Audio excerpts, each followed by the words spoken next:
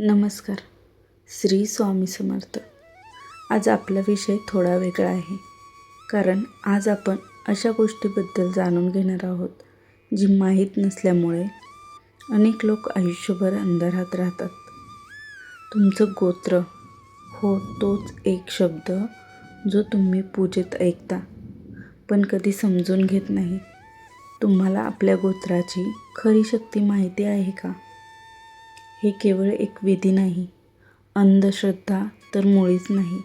हे आहे तुमचं प्राचीन सांकेतिक वारसत्व, एक आत्मिक कोडं.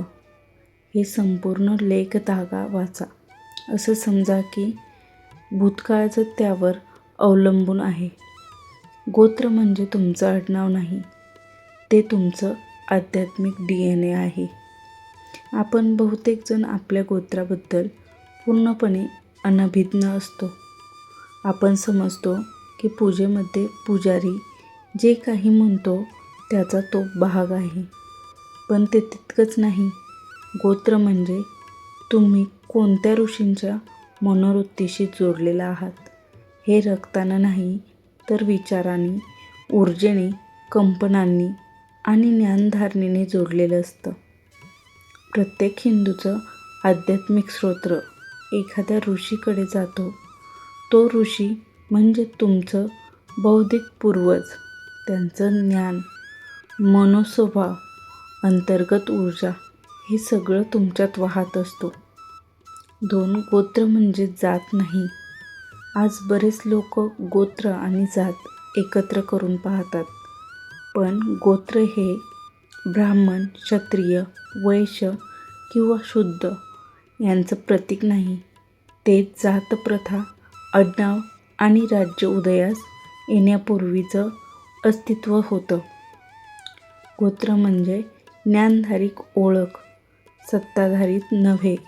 ज्यांनी ऋषींचे शिक्षण प्रामाणिकपणे आत्मसात केले त्यांनाही ऋषी गोत्र देतात. हे कमवलेलं असतं, जन्मसिद्ध नव्हे. म्हणून गोत्र हे एक शिक्का आहे तुमच्या आध्यात्मिक परंपरेचा. प्रत्येक गोत्र एखाद्या ऋषीकडून उगम पावलेलं असतं, एका सुपर माइंडकडून. उदाहरणार्थ, तुम्ही वसिष्ठ गोत्रातील असाल तर तुम्ही त्या वसिष्ठ ऋषींच्या परंपरेतल्या आहात, ज्यांनी श्रीराम आणि दशरथ राजाला मार्गदर्शन केलं. भरद्वाज गोत्रातील असाल तर तुम्ही त्या ऋषींच्या वंशातले आहात, ज्यांनी वेदांचे अंश लिहिले, योद्धे आणि पंडित घडवले. प्रमुख 49 गोत्रे आहेत. प्रत्येक ऋषी वैज्ञानिक, योद्धा, मंत्रदृष्टा, वैद्य किंवा खगोलतज्ज्ञ होते. एकाच गोत्रातील विवाहास वडीलधारी मंडळींनी का मनाई केली? प्राचीन भारतात गोत्राचा वापर जणू काही ओळख राखण्यासाठी होत असे. गोत्र पुरुष वर्गात पुढे जाते, म्हणजेच मुलगा ऋषीवंशी पुढे नेत असतो. एकाच गोत्रात विवाह केला तर दोघंही आनुवंशिकदृष्ट्या खूप जवळचे, म्हणजेच बहीण भावासारखे असतात. यामुळे संततीमध्ये मानसिक व शारीरिक दोष होऊ शकतात. गोत्रपद्धती म्हणजे प्राचीन भारतीय जाणकीय शास्त्र. आपण हे हजारो वर्षापूर्वीच ओळखलं होतं, जे पाश्चात्य शास्त्राने अलीकडेच शोधलं. गोत्र म्हणजे तुमचं मानसिक संप्रेषण नव्हे.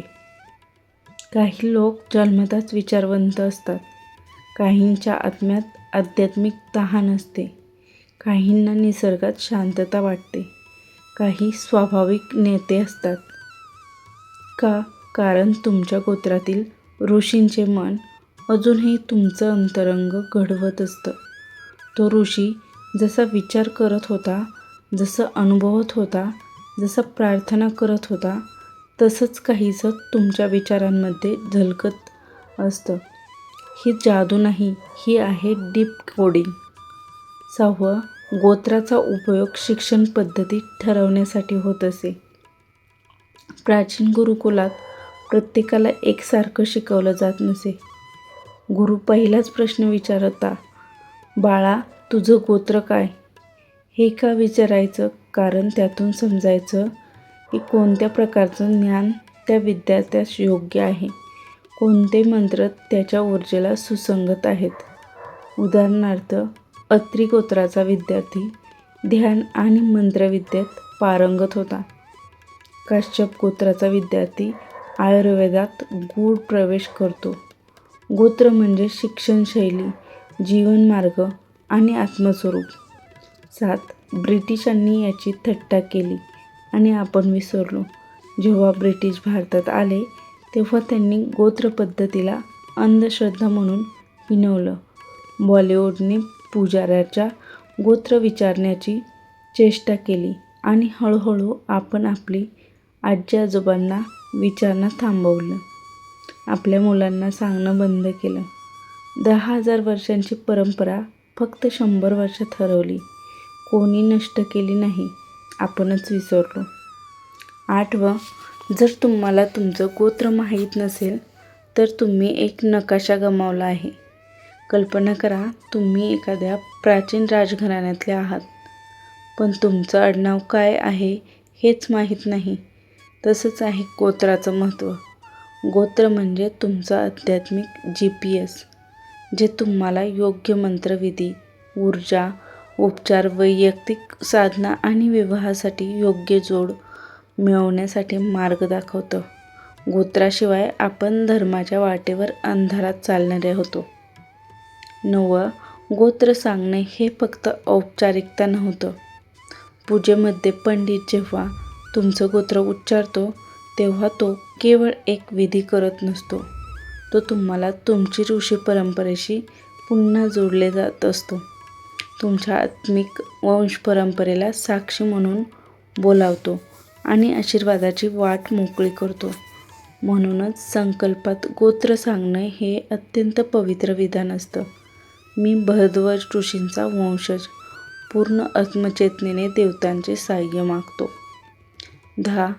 तुमचं गोत्र जतन करा. उशीर होण्याआधी आई वडिलांना, आजी आजोबांना विचारा. माहिती नसेल तर शोधा, पण ते माहीत नसणं म्हणजे आपली मूळ विसरणं. ते लिहून ठेवा, मुलांना सांगा आणि अभिमानाने उच्चारा. तुम्ही 2000 साली जन्मलेला असाल तरी तुमचं गोत्र हजारो वर्षापूर्वीचं ऋषींनी पेटवलेल्या दिव्य ज्योत आहे. तुम्ही त्या अजरामर कथेचं आत्ताच शेवटचं पान आहात. 11. तुमचं गोत्र म्हणजे आत्म्याचं विसरलेला पासवर्ड.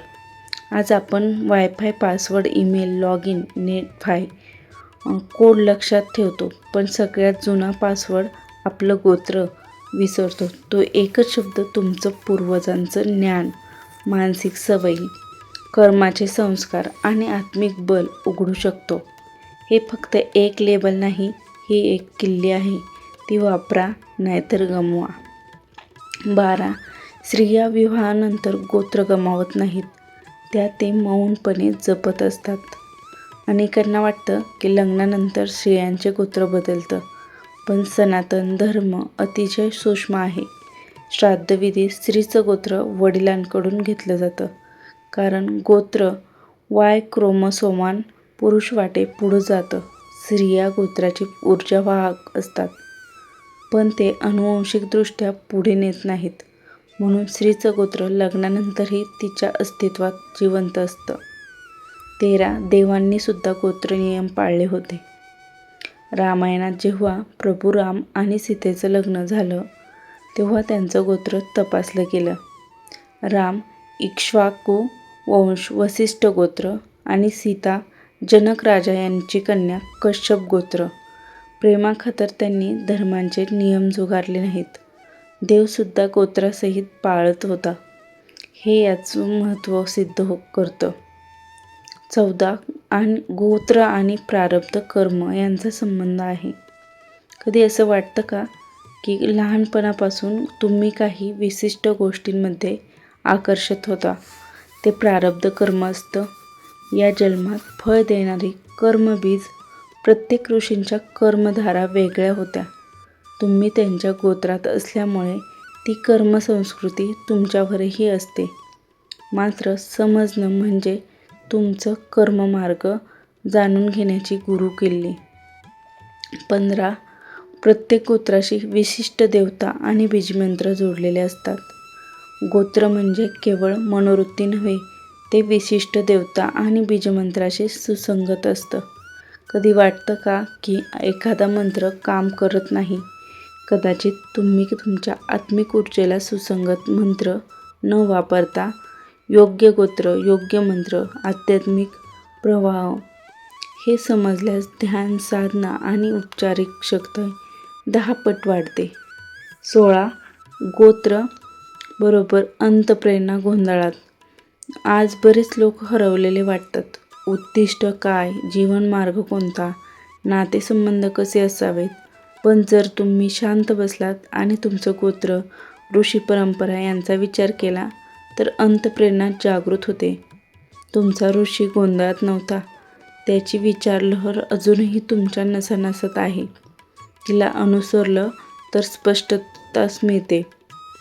17. प्रत्येक थोर हिंदू सम्राटाने गोत्राचा सन्मान केला.